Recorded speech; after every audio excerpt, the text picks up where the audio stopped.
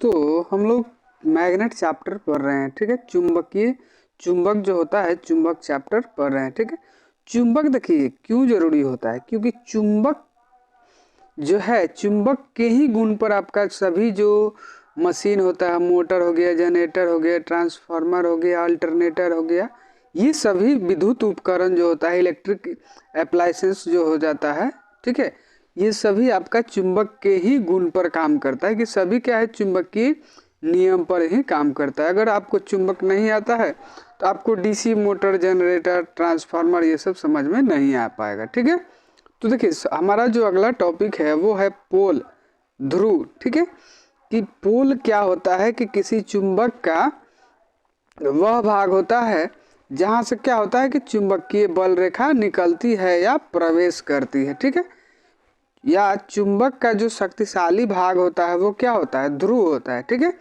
चुंबकीय बल रेखा जो निकलता है नॉर्थ ध्रुव से बाहर निकलता है और साउथ ध्रुव से चुंबक के अंदर प्रवेश करती है। ठीक है, तो चुंबकीय जो बल रेखा होता है, मैग्नेटिक लाइन ऑफ फोर्स जो होता है वो हमेशा क्या होता है कि नॉर्थ ध्रुव से यानी कि आपका उत्तरी ध्रुव से ये चुंबक से बाहर निकलती है और दक्षिणी ध्रुव यानी कि साउथ पोल से चुंबक के अंदर प्रवेश करती है। ठीक है, तो यानी कि चुंबकीय बल रेखा जो है नॉर्थ पोल से होते हुए साउथ पोल, देखिए चुंबक के बाहर नॉर्थ से साउथ पोल की तरफ और चुंबक के अंदर साउथ से नॉर्थ की तरफ प्रवाहित होती है। याद रखिएगा, चुंबकीय बल रेखा चुंबक के बाहर यानी कि हवा में या समझिए कि बाहरी वातावरण में चुंबक बल रेखा जो होता है वो क्या होता है कि नॉर्थ पोल से साउथ पोल की ओर प्रवाहित होता है। और अगर पूछा जाए कि चुंबक के अंदर, तो चुंबक के अंदर साउथ पोल से यानी कि दक्षिणी ध्रुव से उत्तरी ध्रुव की तरफ प्रवाहित होती है। ठीक है, चुंबकीय बल रेखा क्या होता है, हमेशा अपना परिपथ पूरा करती है। ठीक है, और कभी एक दूसरे को नहीं काटती है। ठीक है, ये सब याद रखिएगा। ठीक है, तो पोल में क्या बोला जा रहा है कि किसी चुंबक का वह भाग जिस पर चुंबकीय बल रेखाओं की तीव्रता अधिकतम होती है। चुंबकीय बल रेखा की तीव्रता कहाँ अधिक होती है, पोल पर होती है। ठीक है, वह बिंदु चुंबकीय ध्रुव कहलाता है। किसी चुंबक के दो ध्रुव होते हैं जो उत्तरी ध्रुव तथा दक्षिणी ध्रुव कहलाते हैं। ठीक है, चुंबक में क्या होता है, दो पोल होता है, उत्तरी ध्रुव और दक्षिणी ध्रुव, नॉर्थ पोल और साउथ पोल। ठीक है, दोनों ध्रुव की ध्रुव सामर्थ्य बराबर होती है। देखिए ध्रुव सामर्थ्य का मतलब होता है कि दोनों जो चुंबक है, दोनों एक चुंबक का जो दो पोल है, दोनों ही पोल का चुंबकीय बल जो है मतलब कि शक्ति जो है एक समान होता है कि किसी का अधिक किसी का कम नहीं होता है। अगला जो हमारा टॉपिक था चुंबकीय अक्ष। ठीक है, चुंबकीय अक्ष क्या होता है कि दोनों ध्रुव को मिलाने वाली काल्पनिक रेखा, ये नॉर्थ है और ये साउथ है। ठीक है, दोनों ध्रुव को मिलाने वाली ये काल्पनिक रेखा क्या कहलाती है, चुंबकीय अक्ष कहलाती है। ठीक है, कि किसी चुंबक के दोनों ध्रुवों को मिलाने वाली काल्पनिक सरल रेखा चुंबकीय अक्ष कहलाती है। ठीक है, ये दोनों ध्रुव को मिलाने वाली, काल्पनिक का मतलब क्या हो गया, ऐसे ही कोई रेखा होता नहीं है, काल्पनिक माना जाता है। ठीक है, तो काल्पनिक रेखा क्या कहलाता है, चुंबकीय अक्ष कहलाता है। और चुंबकीय अक्ष के लंबवत ये जो काल्पनिक रेखा है कि दोनों ध्रुवों को आपस में क्या बांटती है कि यहाँ से ये नॉर्थ का भाग हो गया, यहाँ से ये साउथ का भाग हो गया। ठीक है, इतना दूर साउथ पोल का ये तीव्रता रहेगा और इतना दूर नॉर्थ पोल का तीव्रता रहेगा। ठीक है, तो दोनों ध्रुवों को बांटने वाली जो लंबवत रेखा होता है ये क्या कहलाता है, चुंबकीय उदासीन अक्ष। ठीक है, चुंबकीय उदासीन अक्ष मैग्नेटिक न्यूट्रल एक्सिस कहलाता है। ठीक है, कि चुंबक के केंद्र बिंदु से होकर जाने वाली चुंबकीय अक्ष के लंबवत काल्पनिक अक्ष चुंबकीय उदासीन अक्ष कहलाता है। ठीक है, अगला जो क्या था, चुंबकीय बल रेखा। ठीक है, तो देखिए चुंबकीय बल रेखा में क्या होता है कि किसी चुंबक के ध्रुवों से निकलने वाली वह रेखा जो हमेशा उत्तरी ध्रुव से निकलती है और दक्षिणी ध्रुव से प्रवेश करती है, चुंबकीय बल रेखा कहलाती है। अभी हम बताए हैं कि चुंबकीय बल रेखा क्या होता है कि हमेशा कभी भी वो बदलता नहीं है, कि चुंबकीय बल रेखा हमेशा उत्तरी ध्रुव से क्या होगा, बाहर निकलेगा। ये नॉर्थ और ये साउथ पोल है। उत्तरी ध्रुव से बाहर निकलेगा और साउथ पोल से मतलब दक्षिणी ध्रुव से प्रवेश करती है, ठीक है। और चुंबक के अंदर साउथ पोल से नॉर्थ पोल की तरफ प्रवाहित होती है या चलती है, ठीक है।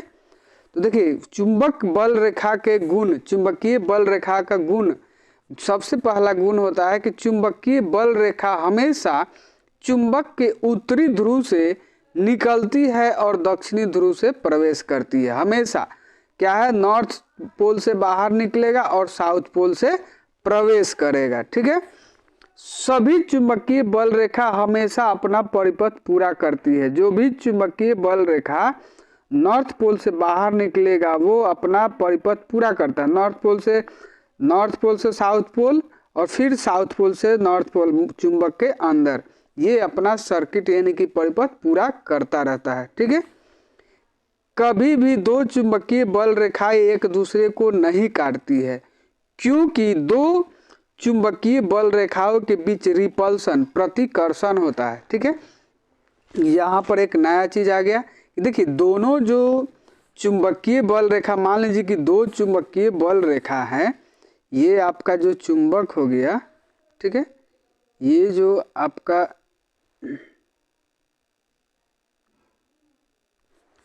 चुंबक है, मान लेते हैं कि ये हमारा क्या है, चुंबक है, नॉर्थ साउथ पोल हो गया, ठीक है। तो इससे मान लीजिए कि एक ये बल रेखा निकला और एक ये बल रेखा निकल रहा है, ठीक है। तो दोनों एक दूसरे को क्यों नहीं काटती है, क्योंकि दो जो चुंबकीय बल रेखा है इन दोनों के मध्य क्या होगा, प्रतिकर्षण। प्रतिकर्षण का मतलब होता है एक दूसरे को ढकेलता है, मतलब कि एक दूसरे को क्या करेगा, दूर भागेगा। एक जितना नजदीक लाना चाहिएगा वो उतना ही दूर भागेगा। जब दोनों के बीच में प्रतिकर्षण होगा, रिपल्सन होगा, तो क्या होगा कि दोनों कभी भी एक दूसरे से संपर्क ही नहीं करेगा, ठीक है। तो इसलिए क्या होता है कि चुंबकीय बल रेखा कभी भी एक दूसरे को नहीं काटती है। क्यों? क्योंकि दोनों के बीच क्या है, रिपल्सन होता है, प्रतिकर्षण होता है। याद रखिएगा, चुंबकीय बल रेखा हवा की अपेक्षा किसी चुंबकीय पदार्थ से गुजरने का प्रयास करती है। पहले भी हम बताए हैं कि चुंबकीय बल रेखा जो है अगर हवा से मतलब जाने की अपेक्षा क्या होगा, किसी चुंबकीय पदार्थ की, जैसे लोहा हो जाए, स्टील हो जाए या कोई भी धातु हो जाए, लौह धातु हो, अलौह धातु हो, ठीक है। तो जो भी चुंबकीय पदार्थ होगा, धातु होगा, उससे जाना अधिक पसंद करती है, ठीक है।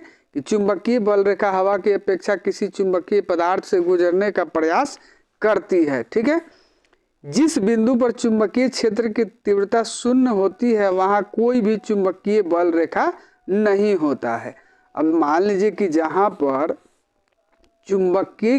चुंबक का जो शक्ति है वहां शून्य है, जैसे ये चुंबक है, इसका एक निश्चित मतलब कि क्षेत्र होता है। जो चुंबक है इसका जो क्षेत्र रहेगा एक निश्चित, मान लीजिए कि इतना दूर तक इसका क्षेत्र है, तो इतना ही क्षेत्र में क्या होगा कि चुंबकीय बल रेखा रहेगा।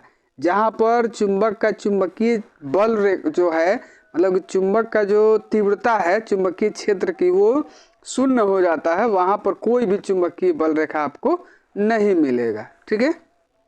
अगला जो हमारा टॉपिक है वो है मैग्नेटिक फ्लक्स, चुंबकीय फ्लक्स, ठीक है। तो चुंबकीय फ्लक्स जो होता है, चुंबकीय फ्लक्स जो होता है वो आपका क्या होता है कि एक ये जो चुंबक है, ये जो चुंबक है, ठीक है, चुंबक से आपका जितना चुंबकीय बल रेखा निकल रहा है ना, ठीक है, इस चुंबकीय बल रेखाओं की संख्या को हम क्या कहते हैं, चुंबकीय फ्लक्स कहते हैं, ठीक है। कि जितना ज़्यादा चुंबकीय बल रेखा की संख्या होगा उतना ही आपका मतलब चुंबकीय फ्लक्स का तीव्रता यानी कि शक्ति होगा, ठीक है। तो देखिए कह रहा है कि किसी चुंबकीय क्षेत्र में चुंबकीय बल रेखा के लंबवत तल से गुजरने वाले चुंबकीय बल रेखाओं की कुल संख्या चुंबकीय फ्लक्स कहलाती है। क्या कहलाती है? जैसे मान लीजिए कि ये इतना चुंबकीय क्षेत्र है, तो इस चुंबकीय क्षेत्र में जितना चुंबकीय बल रेखा की संख्या होगा वो क्या कहलाता है, चुंबकीय फ्लक्स कहलाता है, मैग्नेटिक फ्लक्स कहलाता है, ठीक है, कि चुंबकीय फ्लक्स कहलाती है। इसे फाई से सूचित किया जाता है। मैग्नेटिक फ्लक्स किससे? फाई से सूचित किया जाता है, ये फाई से सूचित किया जाता है, ठीक है। और इसका एसआई मात्रक वेबर होता है। जो मैग्नेटिक फ्लक्स होता है, चुंबकीय फ्लक्स होता है, उसका एसआई मात्रक क्या होता है? वेबर, वेबर होता है, ठीक है। WB से सूचित किया जाता है वेबर को, ठीक है। इसका अन्य मात्रक मैक्सवेल भी होता है। देखिए, चुंबकीय फ्लक्स जो होता है उसका दो मात्रक हो जाता है, वेबर कहिए या मैक्सवेल कहिए, ठीक है। तो अगर मैक्सवेल होता है तो मैक्सवेल क्या है कि छोटा हो जाता है, कि एक वेबर जो है ना 10 के पावर 8 मैक्सवेल के बराबर होता है, ठीक है। तो अगर अन्य मात्रक पूछा जाए तब मैक्सवेल होता है, नहीं तो अगर ये पूछा जाए कि चुंबकीय फ्लक्स का मात्रक क्या होगा तो वेबर होता है, ठीक है। अगर ये पूछा जाए कि एक वेबर बराबर कितना मैक्सवेल, तो एक वेबर बराबर कितना हो जाता है? 10 के पावर 8 मैक्सवेल होता है। एक वेबर बराबर 10 के पावर 8 मैक्सवेल, ठीक है। अगला जो हमारा टॉपिक है वो है चुंबकीय फ्लक्स घनत्व, मैग्नेटिक फ्लक्स डेंसिटी, ठीक है। मैग्नेटिक फ्लक्स डेंसिटी, देखिए मैग्नेटिक फ्लक्स डेंसिटी कहने का मतलब है कि एक निश्चित क्षेत्रफल में से, ये जैसे निश्चित, मान लीजिए 1 स्क्वायर मीटर का है, 1 मीटर लंबा चौड़ा क्षेत्र है, इसमें से जितना चुंबकीय बल रेखा आपका क्या होगा? प्रवाहित होगा। मान लीजिए कि 1 स्क्वायर मीटर में कितना हो रहा है? 10 हो रहा है, ठीक है। तो 10 वेबर, आपका 10 वेबर पर मीटर स्क्वायर क्या हो गया? चुंबकीय फ्लक्स घनत्व हो जाता है, ठीक है। तो देखिए क्या होता है कि एक निश्चित क्षेत्रफल में से जितना चुंबकीय बल रेखा प्रवाहित होता है वो मैग्नेटिक फ्लक्स डेंसिटी कहलाता है, ठीक है। कि चुंबकीय क्षेत्र में किसी चुंबकीय बल रेखा के लंबवत तल के इकाई क्षेत्रफल में से गुजरने वाली चुंबकीय बल रेखाओं की संख्या चुंबकीय फ्लक्स घनत्व कहलाती है, ठीक है। एक निश्चित क्षेत्रफल में से चुंबकीय फ्लक्स घनत्व को हम B से सूचित करते हैं, कैपिटल B से सूचित किया जाता है। मैग्नेटिक फ्लक्स घनत्व को, मैग्नेटिक फ्लक्स डेंसिटी को क्या? कैपिटल B से सूचित किया जाता है, ठीक है। और मात्रक वेबर पर मीटर स्क्वायर होता है। देखिए क्या है कि B मतलब चुंबकीय फ्लक्स घनत्व जो B है, इसका मात्रक हो जाता है वेबर पर मीटर स्क्वायर। कहने का मतलब है कि एक, मान लीजिए कि एक है, अगर 1 वेबर है, 1 वेबर पर मीटर स्क्वायर अगर मतलब कि आपका फ्लक्स डेंसिटी है, तो कहने का मतलब है कि ये 1 मीटर लंबाई चौड़ाई में से जितना चुंबकीय फ्लक्स, चुंबकीय बल रेखा प्रवाहित होगा वो क्या कहलाएगा? फ्लक्स डेंसिटी कहलाता है, ठीक है।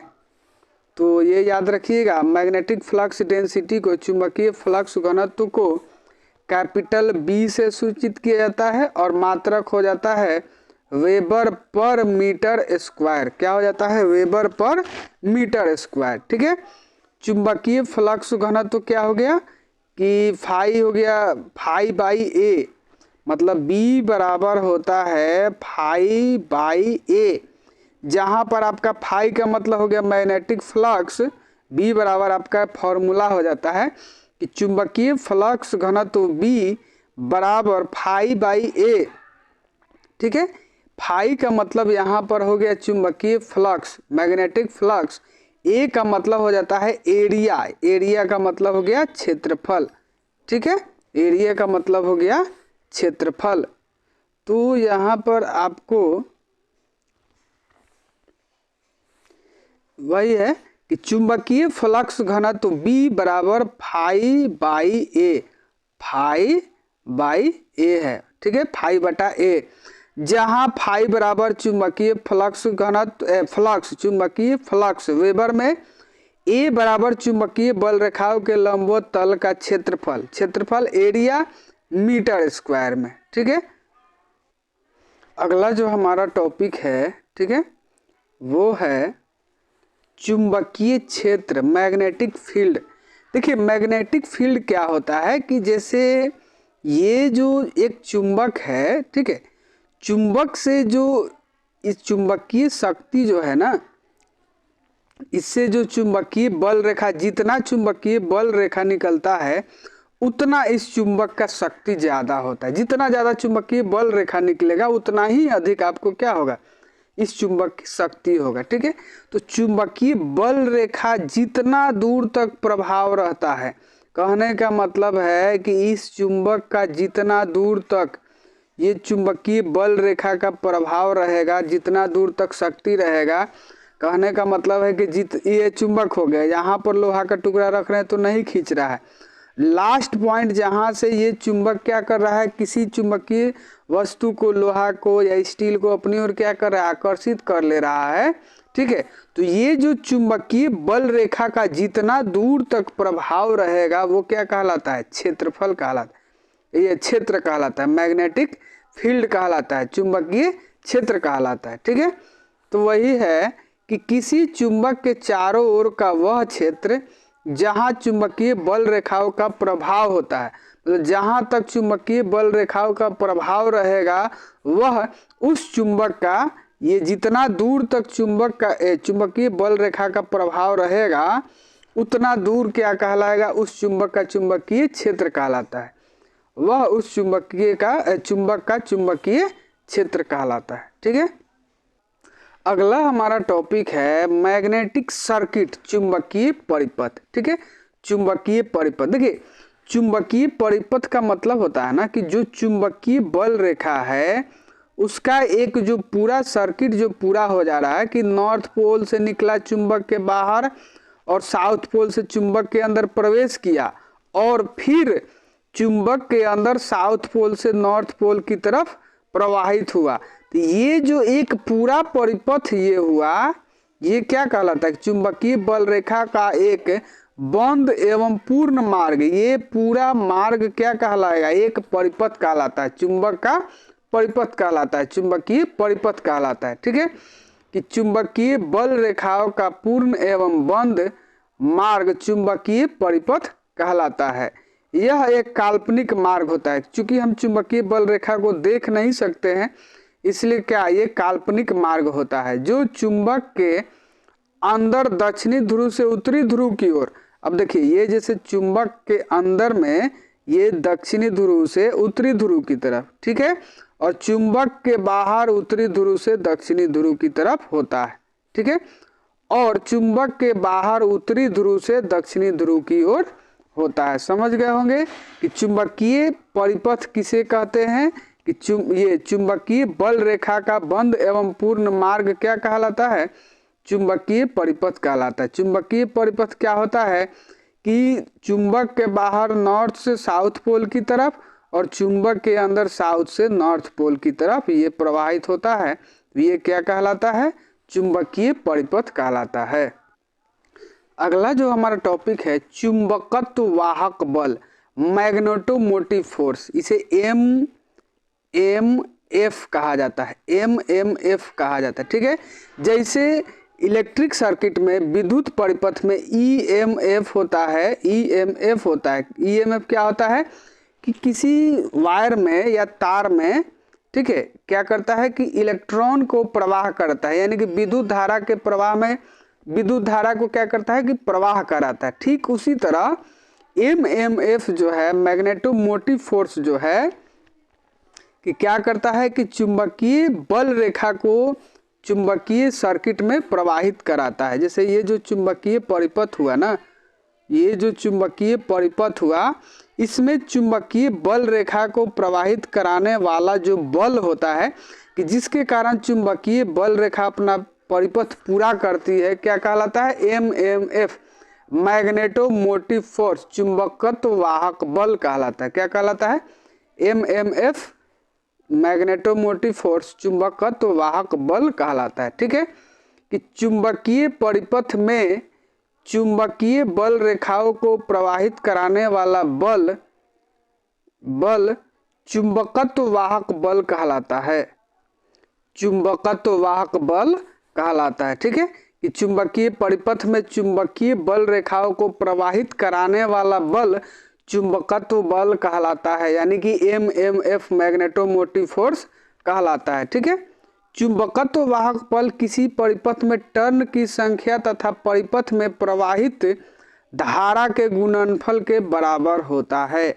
अब देखिए, जैसे जो चुंबकत्व वाहक बल जो होता है ना, जैसे मान लीजिए कि ये आपका सोलेनॉइड है। सोलेनॉइड किसे कहा जाता है? ये जो गोल घुमावदार वायर का चक्र बना दिया गया, तो ये एक सोलेनॉइड कहलाता है। ठीक है, वायर का एक से अधिक ये गोल घुमावदार चक्र क्या कहलाता है? सोलेनॉइड कहलाता है। परिनालिका, हिंदी में इसको कहा जाता है परिनालिका।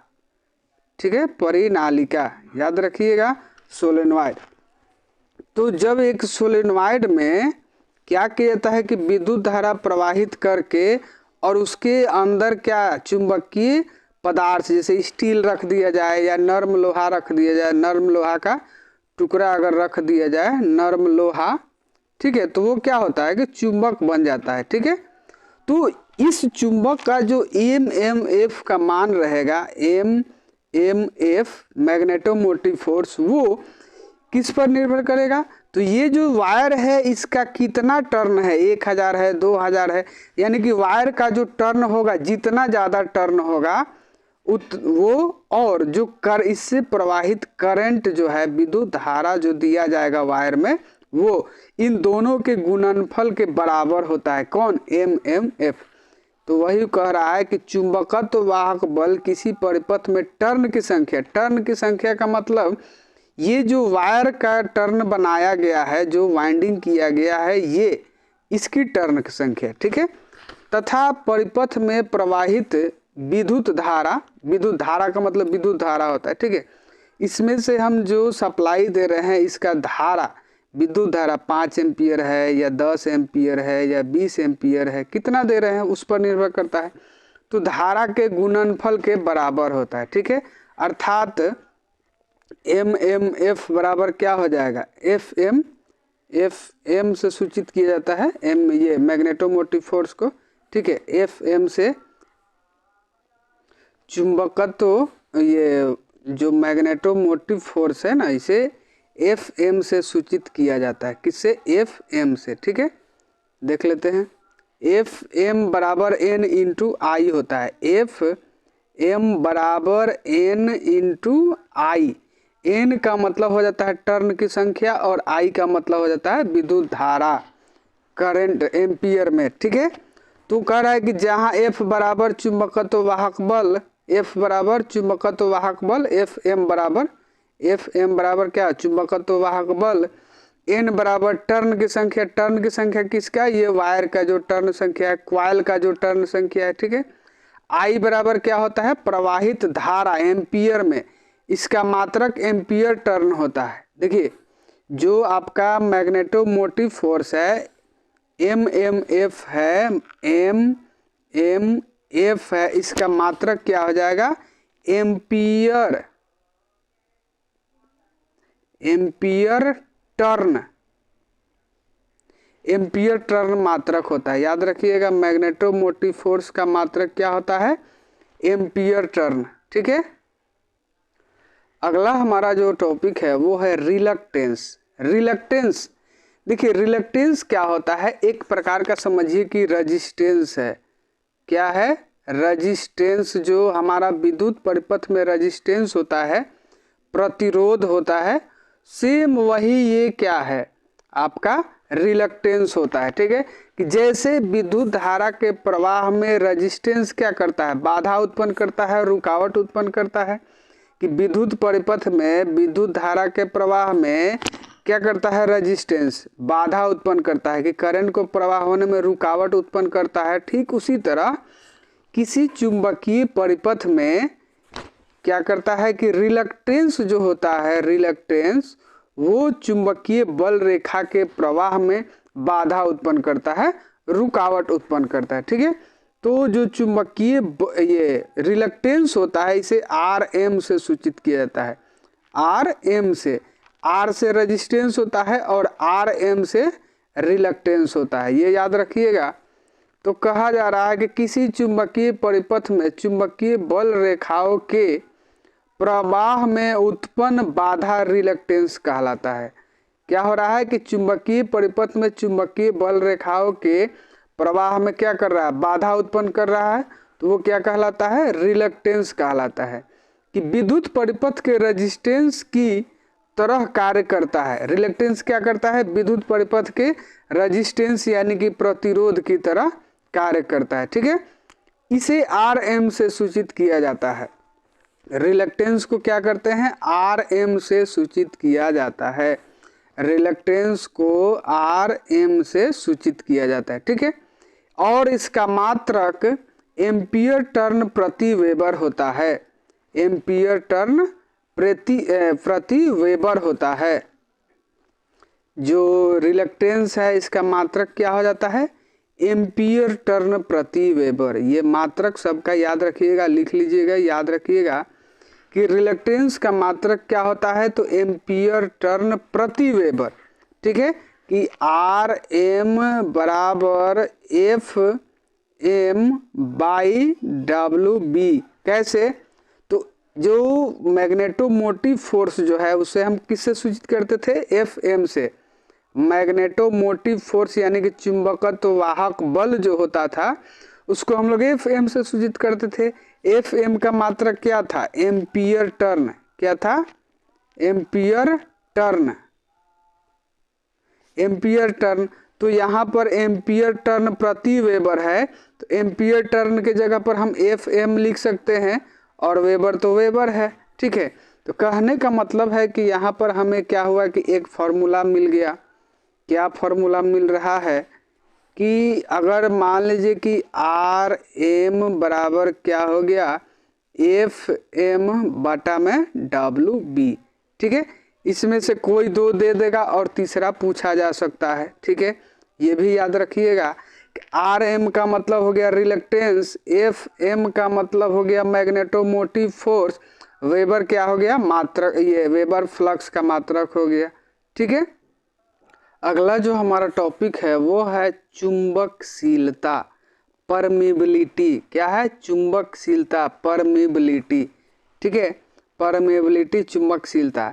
कि देखिए चुंबकशीलता क्या होता है कि चुंबकीय फ्लक्स घनत्व और चुंबकीय क्षेत्र सामर्थ्य का अनुपात होता है। ठीक है, ये जो चुंबकशीलता होता है इसे म्यू से सूचित किया जाता है। ये म्यू से सूचित किया जाता है, और म्यू बराबर हो जाता है बी बाई एच।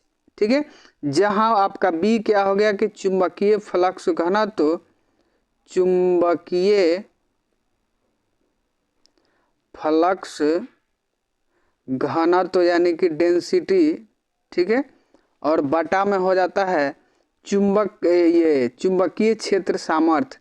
क्या हो जाता है, चुंबकीय क्षेत्र सामर्थ्य। ठीक है, और H बराबर हो गया चुंबकीय क्षेत्र सामर्थ्य। ठीक है, तो जो चुंबकशीलता होता है, परमेबिलिटी होता है, वह चुंबकीय फ्लक्स घनत्व तथा चुंबकीय क्षेत्र सामर्थ्य का अनुपात होता है, चुंबकशीलता कहलाता है। ठीक है, इसे म्यू से सूचित करते हैं। म्यू बराबर हो जाएगा आपका बी बाई एच, जहां बी बराबर चुंबकीय फ्लक्स घनत्व, चुंबकीय फ्लक्स घनत्व का मात्रक क्या हो जाता है, वेबर पर मीटर स्क्वायर में। एच बराबर चुंबकीय क्षेत्र सामर्थ्य, तो चुंबकीय क्षेत्र सामर्थ्य का मात्रक हो जाता है न्यूटन पर वेबर में। क्या हो जाता है, न्यूटन पर वेबर में। ठीक है, याद रखिएगा।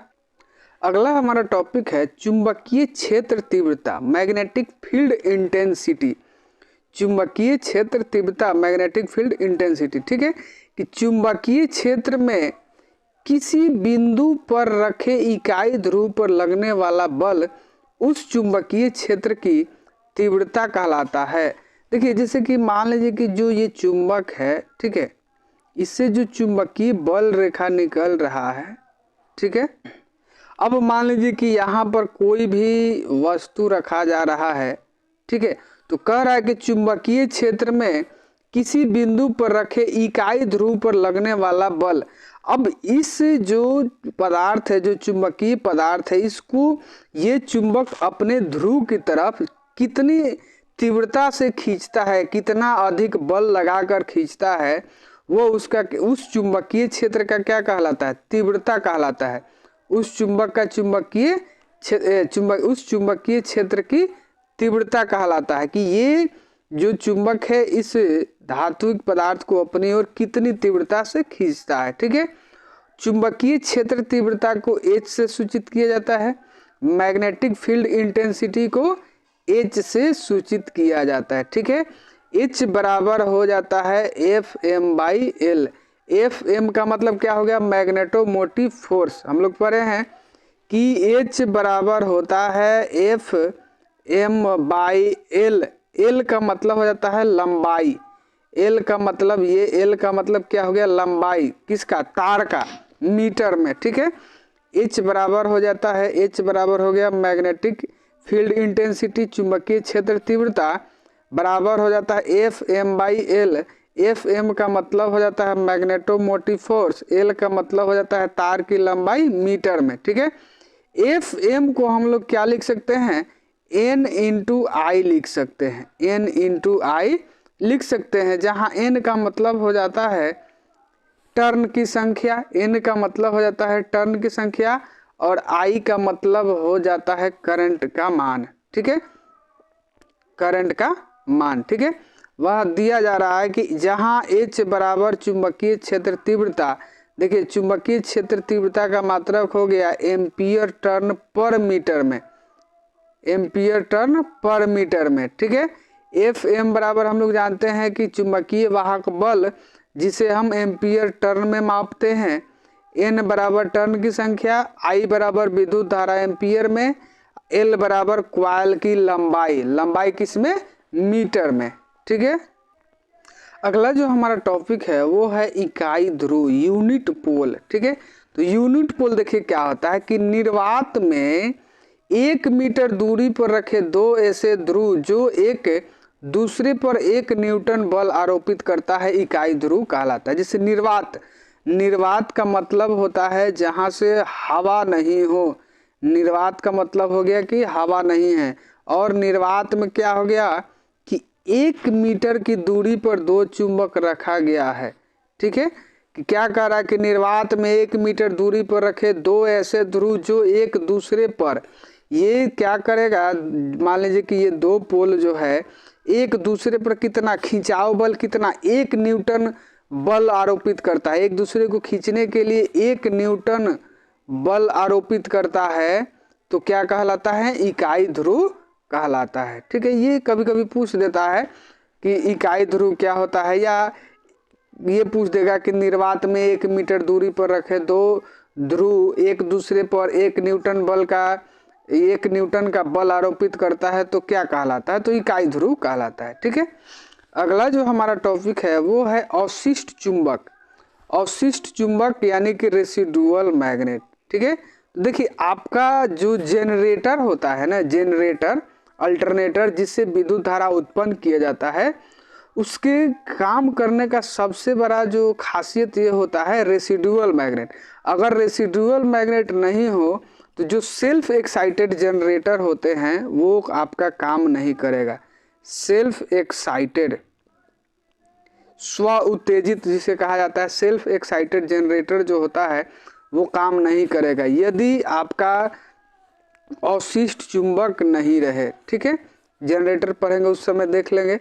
तो कह रहा है अवशिष्ट चुंबक में कि किसी चुंबकीय पदार्थ को चुंबक बनाने वाले चुंबकत्व बल हटा लेने के बाद भी उस पदार्थ में कुछ ना कुछ चुंबकीय गुण रह जाता है, जिसे अवशिष्ट चुंबक कहते हैं। ठीक है, तो देखिए बता देते हैं कि जैसे क्या हुआ कि ये नर्म लोहा का टुकड़ा हुआ, इस पर हमने ये वाइंडिंग कर दिया और इसमें क्या है, हम विद्युत धारा का सप्लाई दे दिए। तो ये क्या होता है कि जो नर्म लोहा का जब टुकड़ा प्रयोग करते हैं, तो हम लोग तो अभी तक यही पढ़े हैं कि जब तक इसमें विद्युत धारा का सप्लाई रहेगा, जब तक इस वायर से मतलब करंट का प्रवाह होगा, तब तक ये क्या है कि चुंबक रहेगा, यानी कि इसके चुंबक की तरह ही काम करेगा। ये जो नर्म लोहा है, जब तक इस पर ये जो वाइंडिंग किया गया है, इसमें विद्युत धारा यानी कि करंट का प्रवाह होता रहेगा, ये चुंबक बना रहेगा।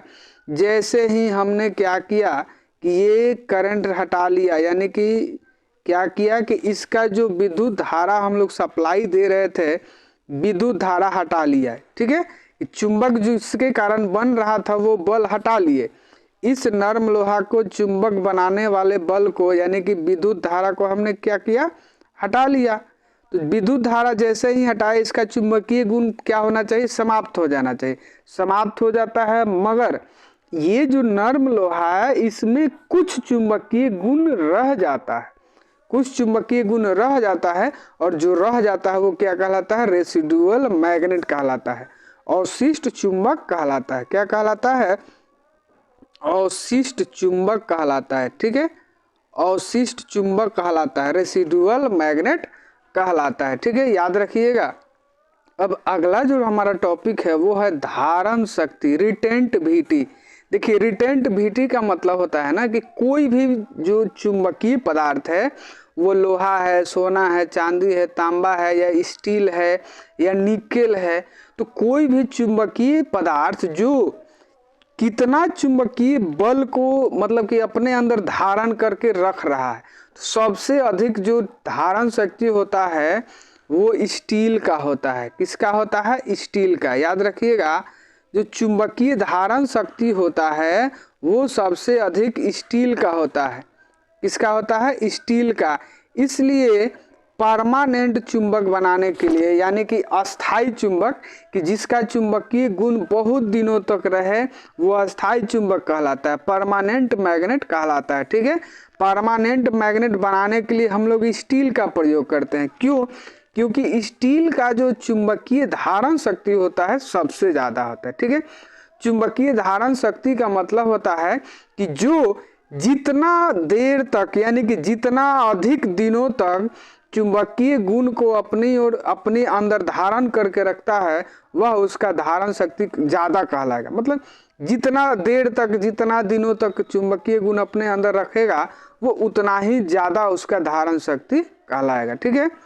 कि पदार्थ का वह गुण जिसके कारण वह अवशिष्ट चुंबकत्व को धारण करता है। अवशिष्ट चुंबक का मतलब है कि जब मान लीजिए कि स्टील का टुकड़ा है, इस पर हमने ये क्या किया, वाइंडिंग कर दिया, और इसमें हमने विद्युत धारा का सप्लाई दे दिया।